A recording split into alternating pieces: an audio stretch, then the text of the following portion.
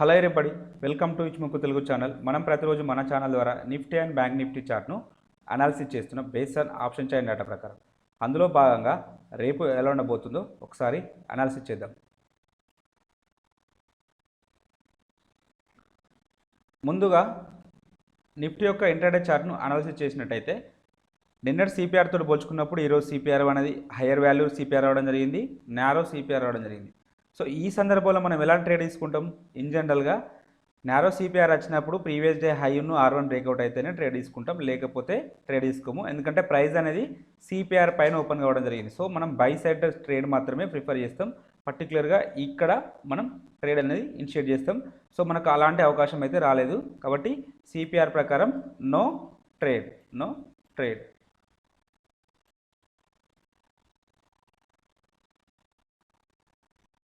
ఇక కెమెరాలో ఇండికేటర్ని యాడ్ చేసినట్టయితే ప్రైస్ అనేది H3 అండ్ H4 మధ్యలో ఓపెన్ కావడం జరిగింది. H3 H4 మధ్యలో ఓపెన్ అయినప్పుడు ఇన్ జనరల్గా మనం బై సైడ్ వెళ్తాం 80% కేసులలో. 20% కేసులలో మనం సెల్ సైడ్ వెళ్తాం. అది పర్టికులర్గా H3ని డౌన్ సైడ్ బ్రేక్ చేసుకుంటూ వెళ్తేనే ట్రేడ్ తీసుకుంటాం. సో ఈ సందర్భంలో మనకు ఇక్కడ H3ని బ్రేక్ చేసుకుంటూ డౌన్ సైడ్ రావడం జరిగింది. సో మనం ఎలాగూ 15 మినిట్స్ వరకు ఎలాంటి ట్రేడ్ తీసుకోము. ఫోర్త్ క్యాండిల్ అనేది ఇక్కడ మనకు రిజెక్షన్ క్యాండిల్ రావడం జరిగింది. సో ఇది మన యొక్క ఎంట్రీ పాయింట్ అవుతుంది, ఇది మన యొక్క స్టాప్ లాస్ అవుతుంది. సో దీనికి ఈజీగా నెక్స్ట్ పైవట్ పాయింట్ అనేది టార్గెట్ అనేది మన యొక్క టార్గెట్ అవుతుంది, ఈజీగా అచీవ్ కావడం అయితే జరిగింది. సో అంటే సిపిఆర్ ప్రకారం నో ట్రేడ్, కెమెరాల ప్రకారం ట్రేడ్ అనేది యాక్టివేట్ అయింది. ఇక సప్లై డిమాండ్ గురించి డిస్కషన్ చేసినట్టయితే మనం నిన్న ఇవ్వబడిన లెవెల్ ఇంట్రాడే అంటే ఏదైతే ఇవ్వబడిన లెవెల్ చూడండి, ఫస్ట్ క్యాండిలే ఇక్కడ రిజెక్షన్స్ రావడం జరిగింది. సో నేను ఏమని చెప్పాను, ఖచ్చితంగా ఫస్ట్ క్యాండిలేట్ మీరు ట్రేడ్ తీసుకోవాల్సిన అవసరం లేదు, కన్ఫర్మేషన్ ఎంట్రీ తీసుకోవడానికి ప్లాన్ చేయండి అని. సో కన్ఫర్మేషన్ ఎంట్రీ తీసుకున్నట్టయితే ఇది మన యొక్క ఎంట్రీ పాయింట్ అవుతుంది. సో మీ యొక్క స్టాప్ లాస్ అనేది ఈ క్యాండిల్ యొక్క హై అవుతుంది. సో దీనికి 2 టైమ్స్ ఈజీగా అచీవ్ కావడం జరిగింది. లేదు అంటే మళ్ళీ మనం వెయిట్ చేస్తే ప్రైస్ అనేది మళ్ళీ రీటెస్ట్ కూడా చేయడం జరిగింది. ద వెరీ ఫోర్త్ క్యాండిల్ మనం ఏదైతే కెమెరాలో తీసుకున్న క్యాండిల్ సేమ్ అక్కడ కూడా ఇదే క్యాండిల్ రావడం జరిగింది. కాబట్టి ఇక్కడ మన కన్ఫర్మేషన్ ఇక్కడ తీసుకున్నా కూడా నో ప్రాబ్లం, ఈజీగా టార్గెట్ అయితే అచీవ్ కావడం అయితే జరిగింది. సో ఇక డిమాండ్ జోన్ గురించి డిస్కషన్ చేసినట్టయితే ఇక్కడ ఒక డిమాండ్ జోన్ ఇవ్వడం జరిగింది. ఇక్కడ 2 జోన్లు ఉన్నాయని చెప్పాము. లెవెల్ ఓవర్ లెవెల్ ఉంటుంటే ఖచ్చితంగా కన్ఫర్మేషన్ ఎంట్రీ తీసుకోవాలని చెప్పాము. సో అంటే ఫస్ట్ జోన్ అనేది ఫెయిల్ కావడం జరిగింది. అంటే ఇక్కడ ఎలాంటి లెవెల్ ఓవర్ లెవెల్స్ అంటే మనకు ఇక్కడ కన్ఫర్మేషన్ క్యాండిల్స్ ఏమీ రాలేదు. అంటే ఇక్కడ ఓకే ఇది వచ్చింది అనుకుంటే సో ఇది పెద్దగా టార్గెట్ అయితే ఏమీ ఇవ్వలేదు. సో అందుకే ఇలా లెవెల్ లెవెల్స్ వచ్చినప్పుడు ఎక్కువ శాతం కింది జోన్ను కన్సిడర్ చేయడానికి ప్రయత్నం చేయండి. లేదా కింది జోన్ నుంచి మనకు ఏదైనా ఒక బుల్లిష్ క్యాండిల్ కింది జోన్ టచ్ చేసుకుంటూ పైకి వచ్చిన తర్వాత ఇలాంటి క్యాండిల్స్ దగ్గర ట్రేడ్ చేసుకుంటే మనకు కన్ఫర్మేషన్ ఇంకా ఎక్కువ స్ట్రాంగ్ ఉండడానికి అవకాశం ఉంటుంది. సో మీ యొక్క స్టాప్ లాస్ ఇది అవుతుంది, ఎంట్రీ పాయింట్ ఇది అవుతుంది, మీ యొక్క టార్గెట్ అనేది ఇది అవుతుంది, ఈజీగా అచీవ్ కావడం అయితే జరిగింది. సో సప్లై డిమాండ్ జోన్స్ కూడా వర్కౌట్ కావడం జరిగింది. సో మనం ఏవైతే ఇస్తున్నామో అవి వర్కౌట్ అయితే కావడం జరుగుతుంది. ఇక రేపటి రోజున సప్లై డిమాండ్ జోన్స్ గురించి డిస్కషన్ చేసినట్టయితే ఇందాక ఇవ్వబడిన ఒక సప్లై జోన్ అనేది అలానే ఉంచుదాం పైన, ఎందుకంటే అది ఓన్లీ ఫస్ట్ టైం మాత్రమే మనకు టెస్టెడ్ కావడం జరిగింది కాబట్టి సెకండ్ టైం కూడా ప్రాబబిలిటీ ఉంటుంది. బట్ ఇక్కడ ఇంకొక జోన్ కూడా ఉన్నది కాబట్టి ఈ జోన్ కూడా కన్సిడర్ చేయడానికి ప్రయత్నం చేయండి. But anyhow level over levels ఇలా 2 జోన్స్ ఒకే దగ్గర ఉన్నప్పుడు లెవెల్ ఓవర్స్ లెవెల్స్గా మనం కన్సిడర్ చేస్తాం.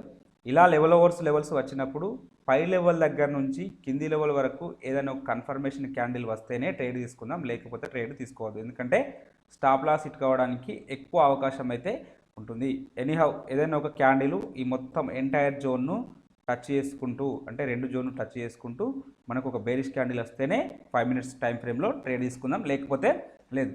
సేమ్ ఇక్కడ కూడా అలానే ఆఫ్టర్ అంటే ఈ మొత్తం జోన్ టెస్ట్ చేసిన తర్వాత మళ్ళీ ఏదైనా ఒక బుల్లిష్ క్యాండిల్ దీనిపైన ట్రేడ్ అయితేనే మనం ట్రేడ్ ఇనిషియేట్ చేద్దాం, లేకపోతే ట్రేడ్ ఇనిషియేట్ చేయకూడదు.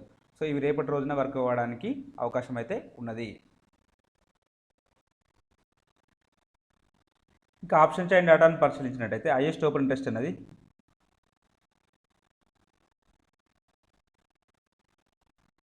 16,400 దగ్గర ఉన్నది.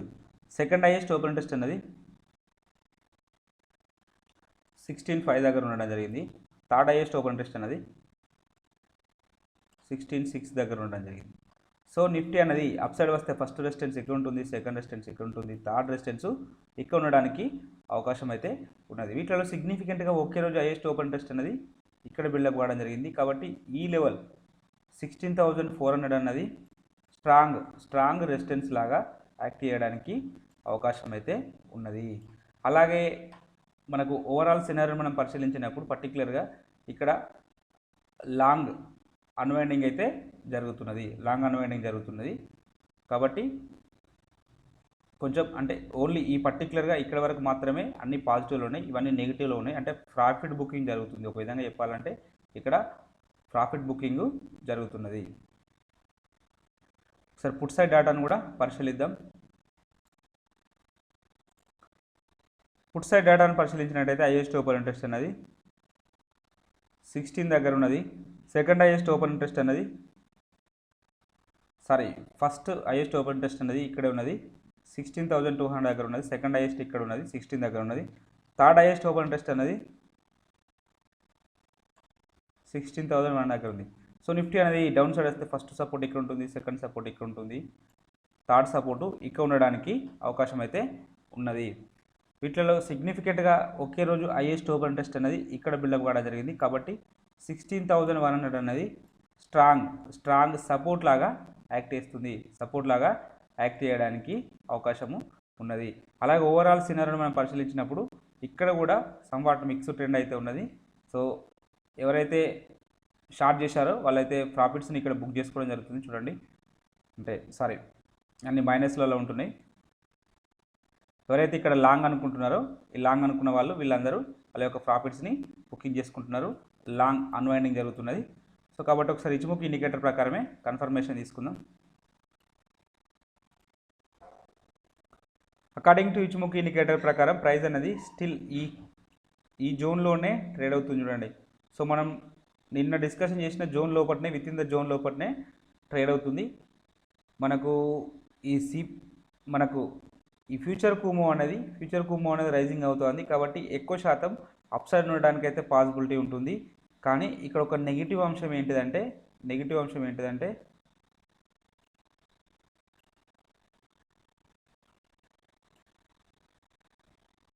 ఇది కన్వర్జేషన్ లైన్ అనేది ఫ్లాట్గా ఉన్నది, బేస్ లైన్ అనేది ఫ్లాట్గా ఉన్నది. ఈ సందర్భంలో ప్రైజెస్ ఏమవుతాయంటే డెఫినెట్గా ఇక్కడ వరకు రావడానికి అయితే అవకాశం అయితే ఉంటుంది. కాబట్టి ఇక్కడ వరకు వస్తే ప్రైస్ అనేది కన్వర్జేషన్ లైన్ వచ్చేసి 16,000, బేస్ లైన్ వచ్చేసి 15,936.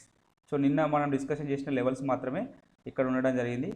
ఒకవేళ ప్రైజెస్ అనేవి ఇక్కడ వరకు రావడానికి ఛాన్సెస్ ఉన్నాయి. ఇక్కడ నుంచి మళ్ళీ బుల్లిష్ తీసుకోవడానికి పాసిబిలిటీ అయితే ఉన్నవి. చూద్దాం ఏం జరుగుతుందో. ఇక అవర్లీలో ఒకసారి చూద్దాం. ఇక అవర్లీ టైం ఫ్రేమ్లో చూసినట్టయితే ప్రైస్ అనేది క్లౌడ్ పైన ట్రేడ్ అవుతూ ఉంది. అలాగే conversation line and base line పైన ట్రేడ్ అవుతూ ఉంది. కాబట్టి బుల్లిష్నెస్ ఉండడానికి పాసిబిలిటీ అయితే ఉన్నది. సో ఈవెన్ బుల్లిష్నెస్ ఉన్నప్పటికీ కూడా ఇక్కడ వరకు వెళ్ళడానికి మాత్రమే ఛాన్సెస్ ఉన్నది. 16,400 వరకు వెళ్ళడానికి మాత్రమే పాసిబిలిటీ ఉన్నది. ఎందుకంటే ఇక్కడ మనకు స్పాన్ బి అనేది ఫ్లాట్గా వస్తున్నది, అలాగే స్పాన్ అనేది కూడా ఫ్లాట్గా వస్తున్నది అవర్లీ టైం ఫ్రేమ్లో. ఇది రైజింగ్ అయితే డెఫినెట్గా ఇంకా ముందుకు వెళ్ళడానికి అయితే పాసిబిలిటీ ఉంటుంది. సో మేబీ చూడండి, ఇవి రైజింగ్ అయితే ప్రైస్ అనేది కొత్త హై ఫామ్ చేయడానికి సిద్ధంగా ఉంటుంది. లేకపోతే బెరిష్నెస్ ఉండడానికి, అంటే బెరిష్నెస్ అంటే స్మాల్ కరెక్షన్ ఉండడానికి పాసిబిలిటీ అయితే ఉంటుంది.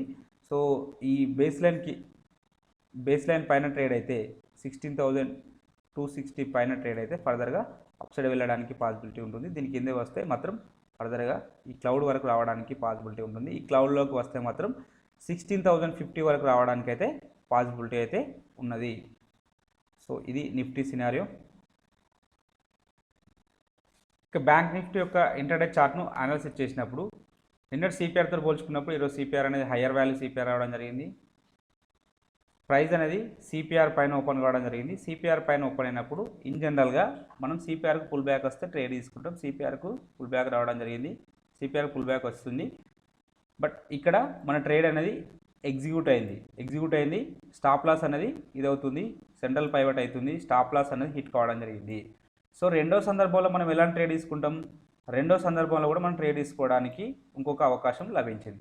ఎప్పుడైతే ప్రైస్ అనేది సిపిఆర్ని కట్ చేసుకుంటూ డౌన్ సైడ్ రావడం అయితే జరిగింది, ఫిఫ్త్ క్యాండిల్ అనేది డౌన్ సైడ్ రావడం జరిగింది. సో ఇది మన యొక్క ఎంట్రీ పాయింట్ అవుతుంది, మీ యొక్క స్టాప్ లాస్ అనేది ఇది అవుతుంది. దీనికి నెక్స్ట్ టార్గెట్ ఏదవుతుంది, నెక్స్ట్ పైవట్ పాయింటే అవుతుంది.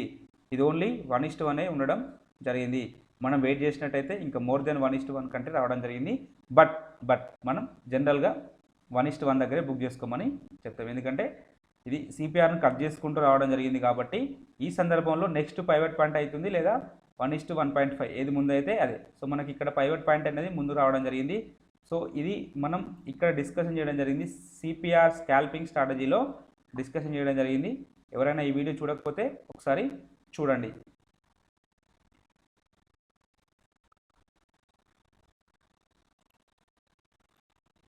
ఇక క్యామరల్ ఇండికేటర్ని యాడ్ చేసి చూసినట్టయితే ప్రైస్ అనేది H3 అండ్ H4 మధ్యలో ఓపెన్ కావడం జరిగింది. H3 H4 మధ్యలో ఓపెన్ అయినప్పుడు సేమ్ సినారియో ఇందాక నిఫ్టీలో ఎలా డిస్కషన్ చేసినామో ఇక్కడ కూడా అలానే బ్యాంక్ నిఫ్టీలో కూడా సేమ్ సినారియో రావడం జరిగింది.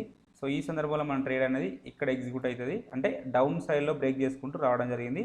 సో ఇది మన యొక్క స్టాప్ లాస్ అవుతుంది. దీనికి 1:2 టైమ్స్ లేదా నెక్స్ట్ పైవట్ పాయింట్ ఇది అవుతుంది కాబట్టి సో టార్గెట్ అయితే అచీవ్ కావడం జరిగింది. సో క్యామరిల్లా టార్గెట్ హిట్, సిపిఆర్లో మాత్రం ఒకటి స్టాప్ లాస్ హిట్, రెండవది టార్గెట్ హిట్ కావడం జరిగింది. సరే ఇలా ఓవరాల్గా మనం ప్రాఫిట్లోనే ఉండడం జరిగింది. ఇక సప్లై డిమాండ్ జోన్స్ గురించి డిస్కషన్ చేసినట్టయితే మనం 2 జోన్స్ ఇవ్వడం జరిగింది. అప్ సైడ్లో 2 జోన్స్, డౌన్ సైడ్లో 2 డిమాండ్ జోన్స్ ఇవ్వడం జరిగింది. ప్రైస్ అనేది అప్ సైడ్ అయితే ప్రైస్ రీచ్ కాలేదు, డౌన్ సైడ్లో వచ్చినప్పుడు ఒక జోన్ అయితే ఫెయిల్ కావడం జరిగింది. సో దాన్ని బ్రేక్ చేసుకుంటూ డౌన్ సైడ్ రావడం జరిగింది. అయినా ఇక్కడ మనకు కన్ఫర్మేషన్ క్యాండిల్ ఎలాంటి క్యాండిల్ అయితే రాలేదు. ఇక్కడ కన్ఫర్మేషన్ క్యాండిల్ దీని హై పైన ట్రేడ్ అనేది ఎగ్జిక్యూటివ్ కాలేదు కాబట్టి ఈ జోన్ అయితే ఫెయిల్ కావడం జరిగింది. సో కింది జోన్ చూడండి, లెవెల్ ఓవర్ లెవెల్గా మనం కన్సిడర్ చేసినప్పుడు కింది జోన్ దగ్గర సో ప్రైస్ అనేది ఇక్కడ ఒకసారి మనకు బౌన్స్ కావడం జరిగింది. సో మన యొక్క ఎంట్రీ పాయింట్ ఇది అవుతుంది. సో ఇక్కడ ఆర్డర్ ఎగ్జిక్యూటివ్ కాలేదు, రెండోసారి ఇక్కడ అంటే బౌన్స్ కావడం జరిగింది కాబట్టి మన యొక్క ఎంట్రీ పాయింట్ ఇది అవుతుంది, మీ యొక్క స్టాప్ లాస్ అనేది ఇది అవుతుంది. సో దీనికి 1:2 టైమ్స్ ఈజీగా అచీవ్ కావడం అయితే జరిగింది. సో మనం ఇవ్వబడుతున్న లెవెల్స్ అనేవి డెఫినెట్గా అంటే రెస్పెక్ట్ అయితే చేయడం జరుగుతుంది. ఇక రేపటి రోజున పాసిబుల్ ఉండే జోన్స్ గురించి డిస్కషన్ చేసినట్టయితే ఇక్కడ పైన ఇక్కడ ఒక సప్లై జోన్ ఉంది, బట్ ఇక్కడ లెవెల్ ఓవర్ లెవెల్స్ ఉన్నాయి కాబట్టి సో మనం ఎలాంటి ట్రేడ్ తీసుకున్నప్పటికీ కూడా కన్ఫర్మేషన్ ఎంట్రీ తీసుకోవడానికి ప్లాన్ చేద్దాం. సో ఇక్కడ డిమాండ్ జోన్ అనేది మనం ఇవ్వబడిన జోను, అంటే రెండోసారి పాసిబిలిటీ ఉంటుంది. సో దీన్ని ఇలానే కంటిన్యూ చేద్దాం కాబట్టి ఈ జోన్ దగ్గర కూడా కన్ఫర్మేషన్ ఎంట్రీ తీసుకోవడానికి ప్లాన్ అయితే చేద్దాం. సో ఈ జోన్స్ని ఒకసారి మార్క్ చేసుకోవడానికి ప్లాన్ చేయండి.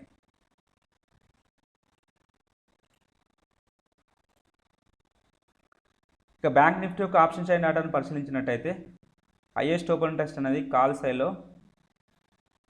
36 దగ్గర ఉన్నది. సెకండ్ హైయెస్ట్ ఓపెన్ ఇంట్రెస్ట్ అన్నది 36,200 దగ్గర ఉన్నది. థర్డ్ హైయెస్ట్ ఓపెన్ ఇంట్రెస్ట్ అన్నది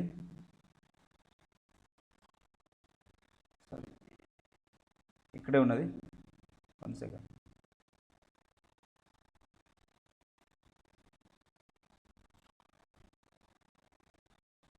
$36,500 దగ్గర ఉన్నది. సో బ్యాంక్ నిఫ్టీ అనేది అప్ సైడ్ వస్తే ఫస్ట్ రెసిస్టెన్స్ ఎక్కడ ఉంటుంది, సెకండ్ రెసిస్టెన్స్ ఎక్కడ ఉంటుంది, థర్డ్ రెసిస్టెన్స్ ఎక్కువ ఉండడానికి అవకాశం అయితే ఉంటుంది. వీటిలో సిగ్నిఫికెంట్గా ఒకే రోజు హైయెస్ట్ ఓపెన్ ఇంట్రెస్ట్ అనేది ఇక్కడ బిల్డప్ కావడం జరిగింది, ఈ లెవెల్ దగ్గర బిల్డప్ కావడం జరిగింది. కాబట్టి ఈ లెవెల్ అనేది 36,000 అనేది స్ట్రాంగ్ రెసిస్టెన్స్ లాగా యాక్ట్ అవుతుంది. అలాగే ఓవరాల్ సినారియోని మనం పరిశీలించినప్పుడు చేంజ్ ఇన్ ఓపెన్ ఇంట్రెస్ట్ అనే కాలం ఇంక్రీజ్ అవుతుంది, ప్రైజెస్ అనేవి డౌన్ఫాల్ వస్తూ ఉన్నాయి, షార్ట్ బిల్డప్ జరిగింది అంటే నెగిటివ్ ఉండడానికి పాసిబిలిటీ ఉన్నది. పర్టికులర్గా ఇక్కడ వరకు షార్ట్ బిల్డప్ జరిగింది కాబట్టి నెగిటివ్ ఉండడానికి అయితే అవకాశం అయితే ఉంటుంది. ఒకసారి పుట్ సైడ్ డేటాను కూడా పరిశీలిద్దాం. Put side highest open interest అనేది 35,500 దగ్గర ఉన్నది. సెకండ్ హైయెస్ట్ ఓపెన్ ఇంట్రెస్ట్ అనేది 35 దగ్గర ఉన్నది. థర్డ్ హైయెస్ట్ ఓపెన్ ఇంట్రెస్ట్ అనేది ఇక్కడ 34,500 దగ్గర ఉండడం జరిగింది. బ్యాంక్ నిఫ్టీ అనేది డౌన్ సైడ్ వస్తే ఫస్ట్ సపోర్ట్ ఇక్కడ తీసుకుంటుంది, సెకండ్ సపోర్ట్ ఇక్కడ తీసుకుంటుంది, థర్డ్ సపోర్ట్ ఇక్కడ తీసుకోవడానికి పాసిబిలిటీ ఉంటుంది. వీటిలో సిగ్నిఫికెంట్గా హైయెస్ట్ ఓపెన్ ఇంట్రెస్ట్ అనేది ఒకే రోజు ఇక్కడ బిల్డప్ కావడం జరిగింది. కాబట్టి ఈ లెవెల్ అనేది స్ట్రాంగ్ సపోర్ట్ లాగా యాక్ట్ అవుతుంది, అలాగే ఓవరాల్ సినారీని మనం పరిశీలించినప్పుడు చేంజ్ ఇన్ ఓపెన్ ఇంట్రెస్ట్ అనే కాలం ఇంక్రీజ్ అవుతూ ఉంది, ప్రైజెస్ అనేవి డౌన్ఫాల్ వస్తున్నాయి. కాబట్టి షార్ట్ బిల్డప్ జరిగింది అంటే పాజిటివ్ ఉండడానికి అవకాశం అయితే ఉంటుంది. సో వీళ్ళేమో నెగిటివ్ అంటున్నారు, వీళ్ళేమో పాజిటివ్ అంటున్నారు. ఓవరాల్గా సైడ్ వేస్ ఉండడానికి కూడా అవకాశం అయితే ఉంటుంది. సో మనం లాస్ట్ 4-5 సెషన్స్ నుంచి ఇలాంటి డాటాని చూస్తున్నాం. మేబీ సమ్ టైమ్స్ ఇలా రిపీటెడ్గా వస్తున్నప్పుడు డాటా ఫెయిల్ కావడానికి కూడా పాసిబిలిటీ ఉంటుంది. సరే చూద్దాం, ఇచ్చిముఖి ఇండికేటర్ ప్రకారం కూడా కన్ఫర్మేషన్ తీసుకుందాం. అకార్డింగ్ టు ఇచ్చిముఖి ఇండికేటర్ ప్రకారం ప్రైస్ అనేది 1 సెకండ్ బ్రేక్,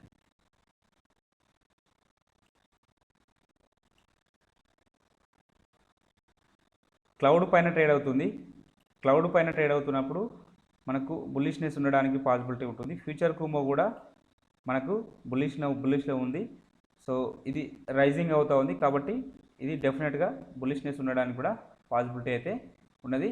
సో ఇక్కడ ఒకవేళ డౌన్ సైడ్ వస్తే ఫస్ట్ సపోర్టు ఇక్కడ కన్వర్జేషన్ లైన్ దగ్గర తీసుకుంటుంది, సెకండ్ సపోర్టు బేస్ లైన్ దగ్గర తీసుకోవడానికి పాసిబిలిటీ ఉంటుంది. కాబట్టి ఈ జోన్ ఈ 35,216 నుంచి 400 వరకు ఈ జోన్ అనేది ఒక డిమాండ్ జోన్ లాగా యాక్ట్ అవుతుంది. సో దీనిపైన ఉన్నంతసేపు ప్రైస్ అనేది అంటే బ్యాంక్ నిఫ్టీ అనేది బుల్లిష్నెస్ ఉండడానికి పాసిబిలిటీ ఉంటుంది. ఒకవేళ ఈ లెవెల్ అనేది ఈ జోన్ అనేది బ్రేక్అవుట్ అయితే డౌన్ సైడ్ వస్తే ఫర్దర్గా ఈ క్లౌడ్ ఇక్కడ వరకు రావడానికి పాసిబిలిటీ ఉంటుంది, 34,000 వరకు రావడానికి అయితే పాసిబిలిటీ ఉంటుంది. సో ఇది డే క్యాండిల్ యొక్క సినారియో. ఒకసారి అవర్లీలో కూడా చూద్దాం.